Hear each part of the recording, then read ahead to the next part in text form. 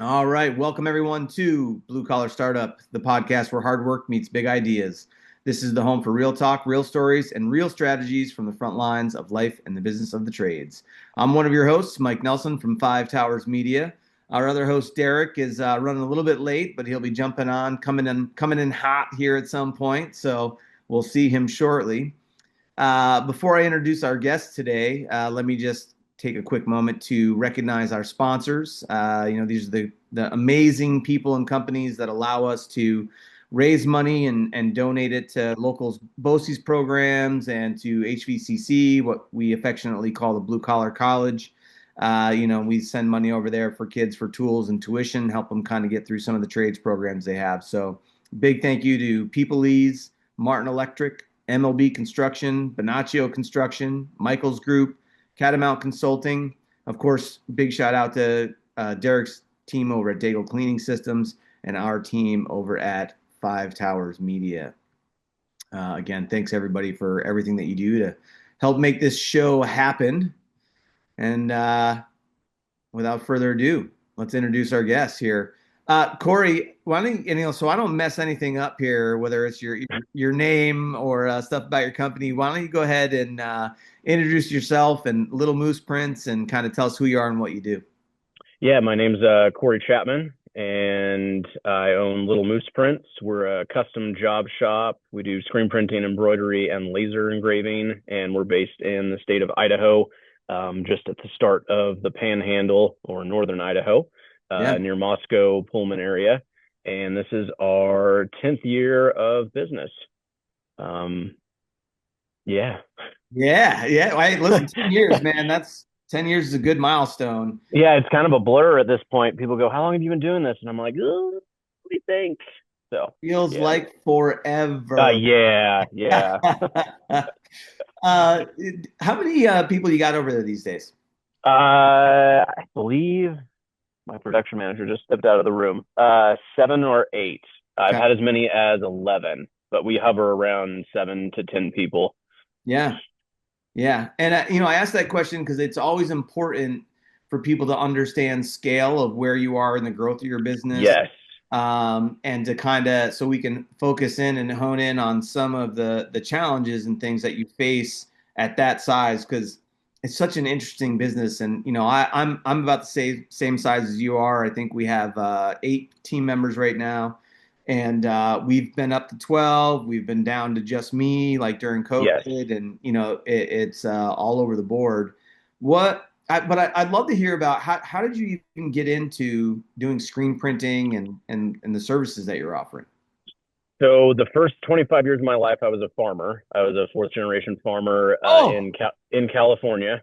okay. Don't hold that against me. All the blue collar guys, don't hold that against me. No, well, The we what? were just before we Where? started recording, you were asking me about the farming Oh stuff. I had yeah. no idea that so you know way more than I do, man. Well, we did.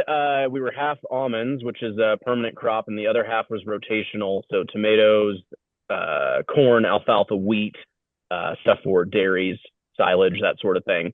And when we quit farming, we were right at 5,000 acres, which is Wow. yeah, quite busy. Um, and along the way, farming's very generational. Hmm. And my dad thankfully said, whatever you do, go to college and find something else to do other than farming. So I went to college and got a business degree, 4-year business degree, which is worth the paper it is printed on, and graduated and came back and said, "Hey, I'm going to run the farm and I don't know what you're going to do, but you can show up." So for about 2 or 3 years, I did that. And farming is very cyclical. So when the economy is in the tank, farming is usually technically better because commodity wise, overseas, their dollar stretches further. And so Hmm. farming is very cyclical. Um, so we recognized that and we were looking for a different business to purchase. And somebody from our town reached out and said, "Hey, I'm thinking about selling my business and you have your business degree. You should buy it." And I'm like, "Well, I don't know what you do." And it happened to be the same model of shop that I have now. So for about a week, I went and job shadowed him for all intents and purposes and thought I was hot stuff, and knew it all. and never could come to terms on a price as far as the business buyout went, which was a good thing because we ended up moving to Idaho like 3 months later. So when we moved here, I started working for a local lumber mill, which is actually one of the largest employers in the area. They have about 250 employees, and did that for right at 100 days before I said, this is not for me.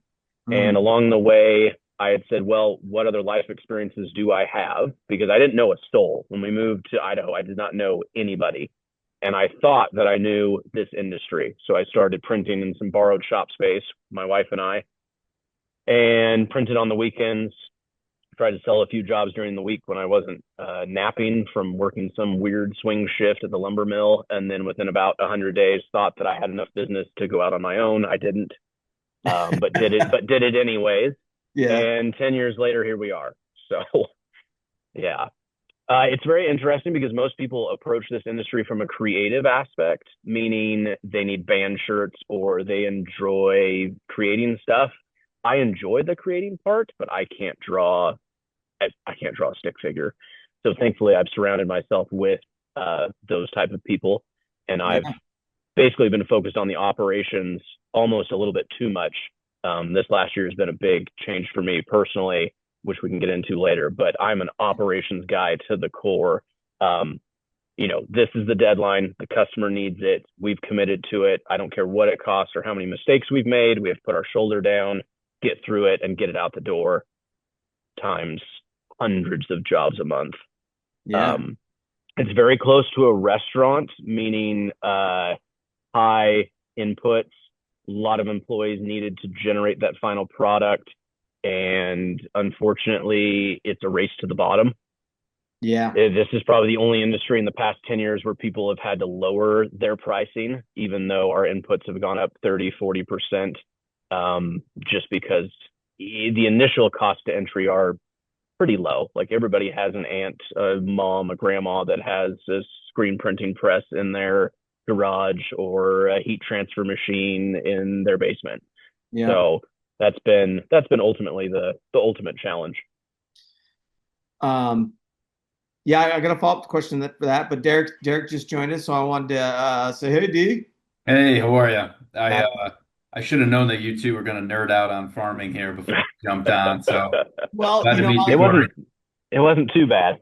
No, it's no, great. he brought it up, but I wanted to get the show started because I know we got such a tight schedule today. So I was like, man, I just kind of answered the questions we talked about it real quick, and I didn't find out till I asked the introductory questions that he was a farmer for. I'm like, oh, Yeah. I was holding it. I was holding it in. I was holding it back. probably good because I'll spend the whole episode talking about farming.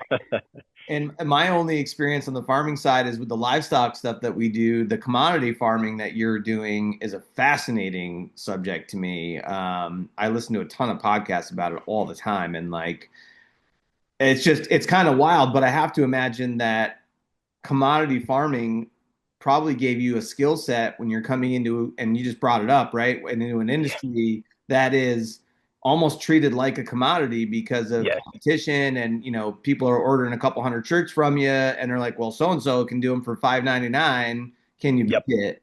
Yep. And I tell people farming really prepared me for this because it's long hours, low profit margin. People tell you what they want to pay.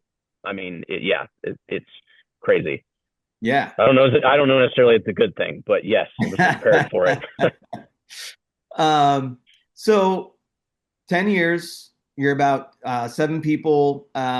We talked about just kind of catching D up here. We talked a little bit about how you got into this work as a side hustle. Um, I don't know, maybe you kind of touched on it, but what was were you when you started this as a side hustle, was it with the idea that you were going to turn it into full time? Was that the ultimate goal? Yeah, I'm detrimental to myself to the core, so I don't do anything halfway Yeah. at any point in my life. And so yeah, when I started it, it was in some borrowed shop space. I think we lasted 1 week, my wife and I, before somebody said, "Hey, you did baseball warm-ups for us that you screen printed. Can you make us our hats?" And I said, "Sure, absolutely." I didn't even own an embroidery machine. My wife thought I was nuts, and I was. Jumped on Craigslist, found an embroidery machine, drove 1,000 miles to pick it up, drove back that same night, and we were learning embroidery that night, and somehow delivered a somewhat impressive order of hats. And then it's kind of snowballed from there. So I can remember my wife freaking out because we ran out of an ink, and she goes, "Oh my God." She goes, "You're going to purchase an entire quart of ink? Like, we have pints of ink." And I'm like, "Yeah, we're going to buy a quart of ink." I said, "I want to buy a drum of ink someday. We'll be buying 5 gallons of ink." And she thought I was nuts. And now I'm purchasing ink by the 5 gallon lot. So yeah, it, I gotta say, it's one of my favorite things about entrepreneurs is, and I know I'm like this. I can't speak for D, but something tells me he's like this. But like so many entrepreneurs that I know, that they have, like, you're doing shirts and someone says, "Hey, can you do this?" And I like, "Oh, they're gonna pay me money, and I yeah, need yes, and I need money. yes, So yes, I can yes. do it." And then you're figuring out how to do it after you've And already said yes. it's always a balancing act, because if you're a lawn care guy, yes, you can wash windows, but you don't want to be stuck at somebody's house for 7 hours. You need to get your route done, type thing. But it has always been a sister product. So screen printing and embroidery go hand in hand. I've dabbled in some other stuff, dye sublimation. We still do a little bit of laser engraving, but I've kind of kept an eye on, okay, we can offer everything, quote unquote, Mhm. but at some point each department has to pencil out. Otherwise, we're just spinning here. So Yeah, yeah. And so was it YouTube University that helped you understand how to use your machine and a how to lot of digitize logo? YouTube, a lot of late nights, a lot of crying, blood, sweat, and tears. I mean, I printed manually on a manual screen printing press for 6 years. I did all the printing, everything. I printed way too long on a manual press. I literally 20-hour days, 7 days a week. Um, you blue collar guys will understand. I've told other people that that's the amount that I worked, and they go, "That's impossible." And I'm like, "Oh no, no, it's not. It's not impossible." So from there, we got our automatic just before or just as COVID was happening, which was a life changer, Yeah. because ultimately, at the end of the day, it is, regardless of what industry you're in, you are just selling and trading time, and that's what I came to recognize. Yeah. So you're a large leap guy.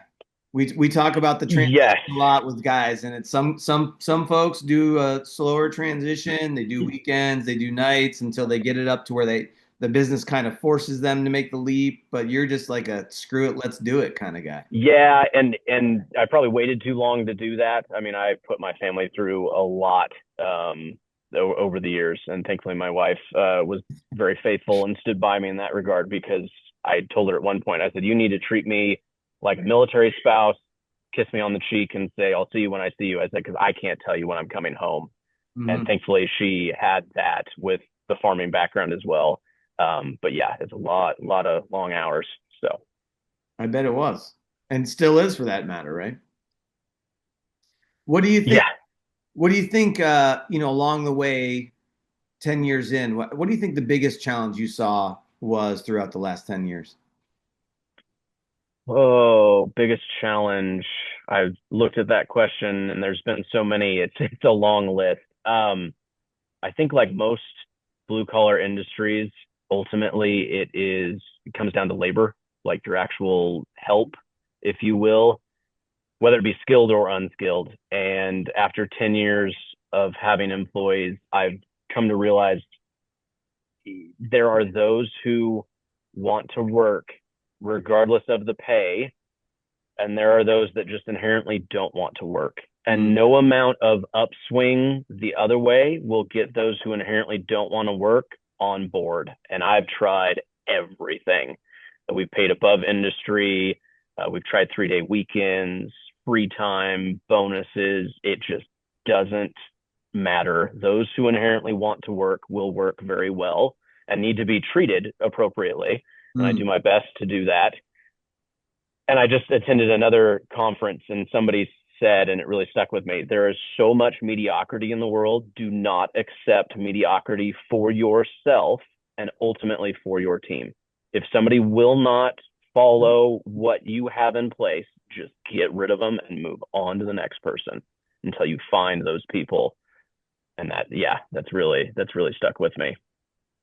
It's interesting, and I certainly do not disagree. I think my trouble that I've always run into is I hang on to the people that don't want to Yes. work for too long. Yeah. Yeah. Oh, 100%. Like I am faulty to a cause for that. And somebody told me, they said, you need to be feared as the owner because it'll generate respect for your middle management. And I was like, oh, yeah, I'm failing in that regard because I am Yeah, no. loyal to a fault. I see the best in people regardless. And yeah, I come from you just work and this is how you make money. And so I just thought that everybody else was like that. And no, it's not the case. So So 10 years in, have you changed that strategy, or do you still feel like you're failing at the being the boss, or getting rid of bad hires sooner? I I've done better just in the past couple weeks after I attended that conference. I was like, man, it is time. It is beyond time. And then the other thing that they talked about at the conference that I struggle with because I'm such an operations guy is the numbers. Mm. Focusing on a weekly or bi-weekly or monthly numbers check. And yeah, I've kind of transitioned into doing both of those. And I mean down to like a daily, okay, this is what you need to do today in order to make Mhm. everybody else successful. So it's been a Yeah, challenge, but we're numbers working on it. numbers are tough. I know Dee and I have talked about that quite a bit, and it's I'm at my heart, I'm a sales guy. I've Yep. I've been in different industries over my career, but ultimately it's almost always been in some sort of sales role, whether I was the owner or not.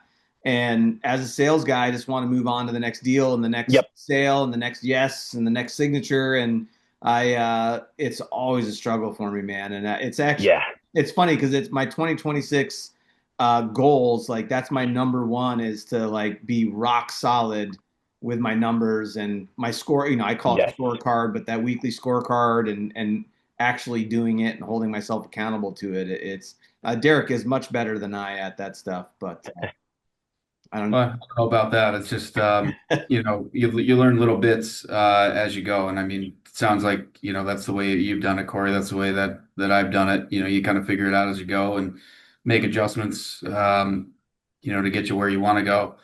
But yeah, I mean, we look at financials on a weekly basis. We have our scorecard, so we're pretty transparent with some of that as far as our upper management goes. So everybody can see, where we are. There's no secrets, right? And they realize, how the business as a whole is doing, whether that's good, bad, and different. And they get to see that. And I think it brings a new light, to their appreciation for, why I push the way that I do. And they can kind of get a sense for, okay, well, he's doing this for our own good, you know. Yeah. I realized how different I was because I've had a number of employees over the 10 years. They say, wow, you can really make a decision quickly and stand by it. And I just look at them and go, well, duh. You can And too. then, yeah. And then I'm standing there going, oh, this is apparently a learned premise Yeah. that most people haven't been presented with. And it's wild because, I'm looking around going, okay, there's 7 of you staring at me going, what are we going to do next? And yes, I have to make a decision and move forward. And, I've been told, hey, but we've made this mistake. Yeah, but it's like a band-aid. Rip it and keep going because we can't just stand here and cry about it metaphorically or actually because now we're just losing money again. You got to keep going. It's not saying that we're not going to identify the problem and fix it before we move forward, but yeah, we gotta go. We gotta move.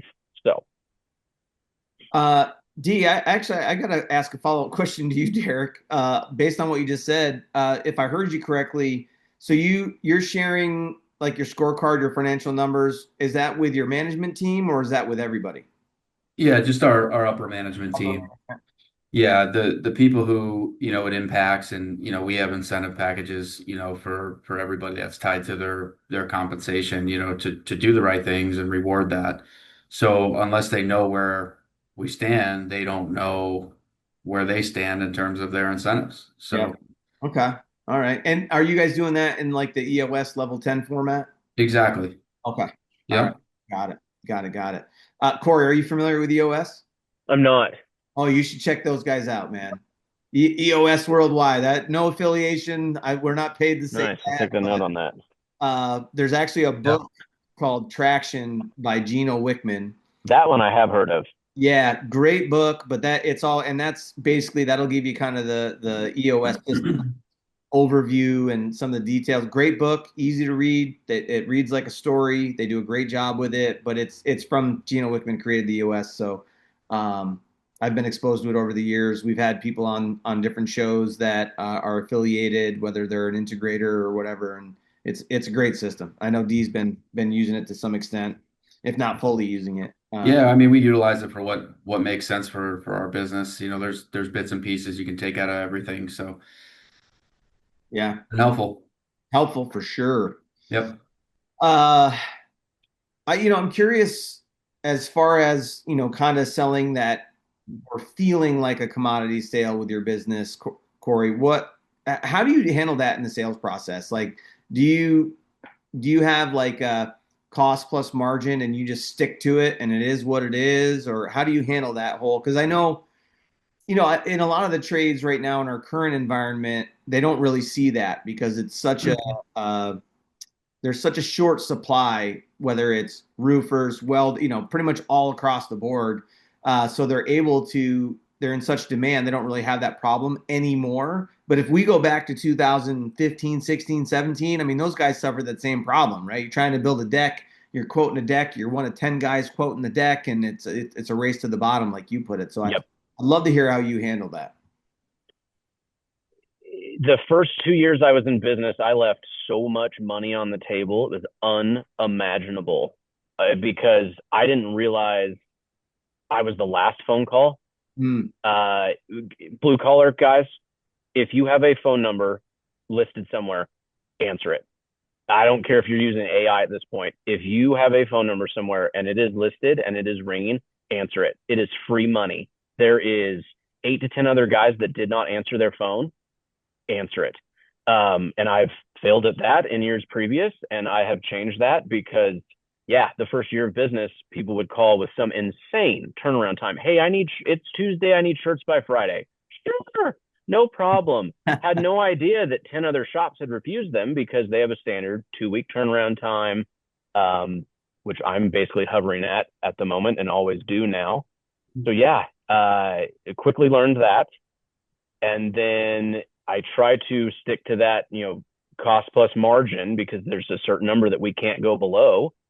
And then I've always told people I try to treat our level of service as the utmost importance. At the end of the day, you are buying a throwaway item. It's a t-shirt, it's a hat, it's low cost. You're going to give it to a vendor, a client, somebody else. We primarily work with small to medium-sized businesses, so it is just a promotional product. I said we meet our deadlines, we answer our emails, we answer the phone, we do a bang-up job of printing or embroidery, and ultimately, I'm here to exist as a business with employees and provide for them. So that's my story. My story is, unless it's your mother doing it or a family member, give us a shot the next time that your current provider says no. Because after 10 years of doing this, I realized it's one of the hardest sells because if you've been in business longer than 6 months, you've already got a guy. You've got a guy that has your working files. They do your paper goods. They might outsource the printing or embroidery. You're not aware of it. It doesn't matter. And so I've just told people, hey, the next time you forget something and you got some crazy deadline, if I can make it happen, we'll make it happen.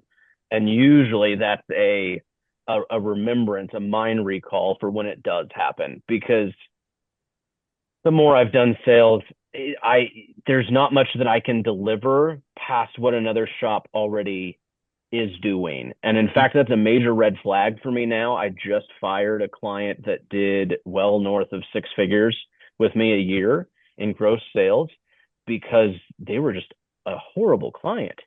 And when I onboarded them, it had all the red flags and I still said yes, trying to deliver. They said, hey, we're ready to use you as a shop, because I'd emailed them a couple times and they did quite a decent volume. They were a social media YouTuber. And I said, oh, well, why are you switching? And they go, well, something's always wrong. And I'm with our other orders. And I'm like, red flag, first one. I'm like, that's fine. I was like, let me send you a quote. And they go, well, that's double what we're currently paying. Second red flag. I said, no problem. Send me an invoice of what your previous shop was doing.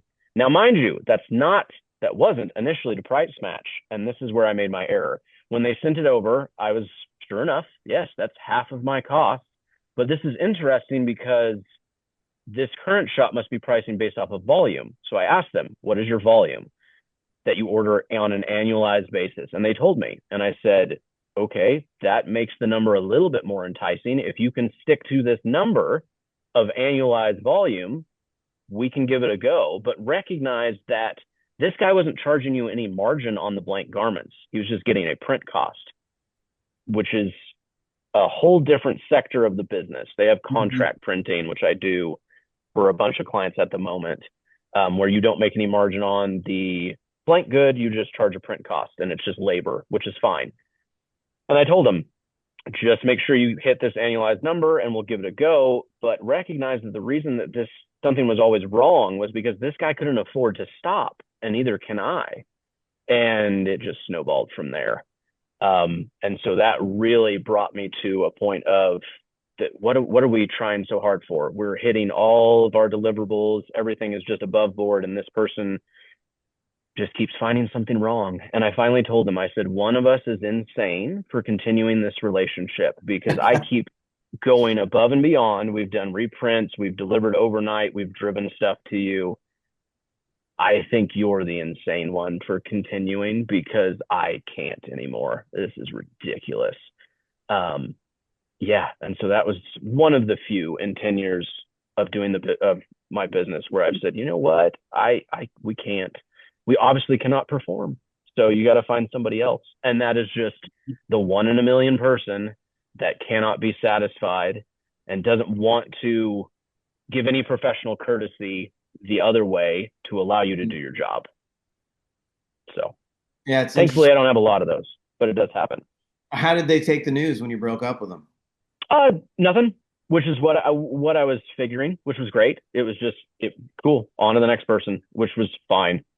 Yeah, there are many late night texts and yeah, I don't use the term narcissist a whole lot, but this person was a whole nother level of entitled to the point where I was looking back at some of our texts going, why did I put up with this for so long? But it's the carrot in front of the horse metaphor, which we've all probably fallen into. So yeah, I think we have all been there. I mean, I'm dealing with one now where it's like I've got a and I'm not cavalier with breaking up with clients and getting rid of clients. Like it doesn't happen very often. I don't even know that it happens once a year where I have to have the conversation with someone. But over the last 12 years of doing this, there's been half a dozen times where I've had to have that same conversation, and it's like, I to your point, right? Like I can't believe you are not the one initiating this conversation based on how unhappy you have claimed to be, right? Yes.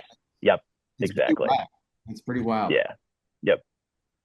And the final straw for me was they texted back and they go, well, I have 2 more designs for you if you can print according to our standards. And I was like, nope. I was like, bye. I'm like, your standards are unachievable. It is not physically possible. Yeah. I wonder, when Dee was coming on, when, we were talking about hanging on to employees too long. I wonder if we're hanging on to clients too long sometimes too, right? Because I always, just like with employees, I always take responsibility. So I'm like, if I have a team member that's struggling, I'm like, it's on me. I'm as a leader, as a business owner, some sort of help I'm not giving this person that if I gave them this help, they would succeed, right? Or same thing with clients. I'm like, if they're having all these issues, it's obviously something wrong with my business.